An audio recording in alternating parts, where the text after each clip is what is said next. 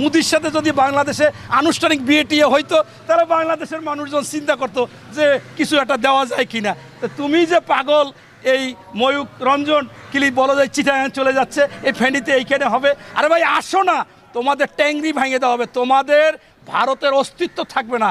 তোমরা যে ফকির ভিক্ষা করতে চাও, বাংলাদেশ থেকে অর্থ নিতে চাও, তোমাদের বাংলাদেশের লোকজন চাকরি করে, বাংলাদেশ থেকে সব, এটা কোনো সময় হবে না। ইতিমধ্যে আপনারা দেখেছেন ভারতের টেলিভিশনগুলো দেখাচ্ছে পেঁয়াজ পচে গেছে, আলু পচে গেছে। আরে বাংলাদেশের মানুষ এরা সাহসী, এরা ইমানি, বাংলাদেশের 93% মুসলমান, এদের ইমানি শক্তি আছে। তোদের পেঁয়াজ আর খাবে না, তোদের আলু আর খাবে না, তোদের পেঁয়াজ আলু পচবে, কৃষকের মাথায় হাত হবে, তোরা ওখানে কাঁদবি।